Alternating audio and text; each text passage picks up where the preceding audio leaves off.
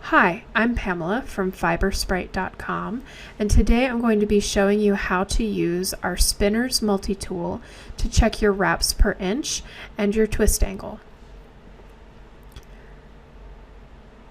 In a previous video, I showed how to use the Spinner's Multitool's holes as a diz. So this version of the Multitool has 5 holes along the bottom and up at the top. They're all different sizes. And in this video, we will be working with the wraps per inch guide and the protractor to check your twist angle. So when you are checking your wraps per inch, you want to hold the yarn gently. You don't want to pull it too tight. If you pull it too tight, it's going to appear to be thinner than it actually is. So you want to hold it gently and not under too much tension, and lay it against the guides until you see that it is matching up to whichever one seems correct. So I'm going to check it against a couple of different ones until I find what seems to be the most accurate.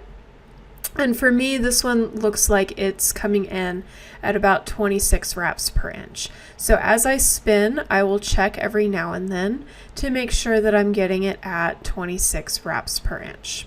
Depending on how confident you are spinning at whatever thickness you've chosen, you might check this more or less frequently, but I definitely find it's helpful to check at the beginning of your spinning and then once you've gotten into a rhythm, because once you've gotten into a rhythm, that's when you tend to reset to your default spinning modes.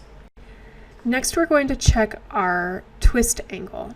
So to do this, you're going to lay the yarn perpendicular to the tool, so going this way, and you're going to move the yarn sort of back and forth, left and right, until it lines up with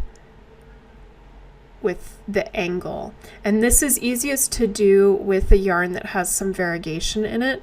So I've spun something intentionally that has 2 different colors. So I spun the singles clockwise, and so that's my Z twist. If I tried to do it on the S twist side, it doesn't work. It makes an X. So I know that I need to be checking it on the Z twist side. And I am getting about 60 degrees as my twist.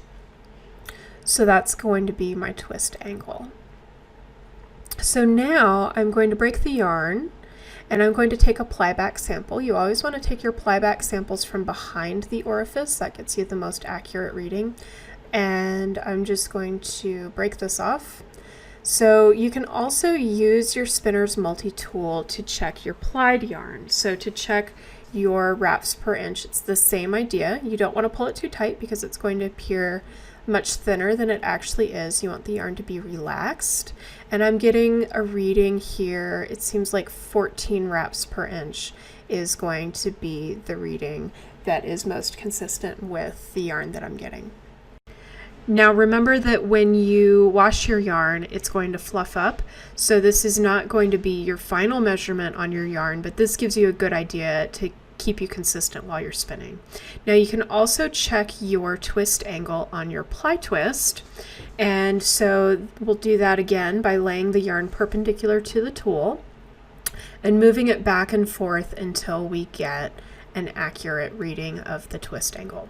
So remember that the singles were spun clockwise and the plied yarn goes counterclockwise. So that's my S twist, and so it's going to line up with the S twist side, and you just sort of check it. I'm getting about 60 degrees of ply twist. If you want something that's spun more tightly, you could add more ply twist in the plying stage, and that's going to get me more towards about 45 degrees of twist.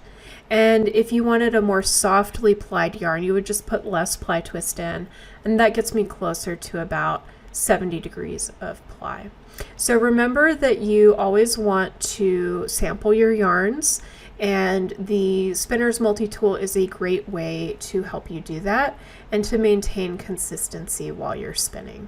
So thanks so much for watching. I hope this video has been helpful for you. You can find this tool on our website, Sprite.com, and it's also on Etsy and Amazon. Happy spinning!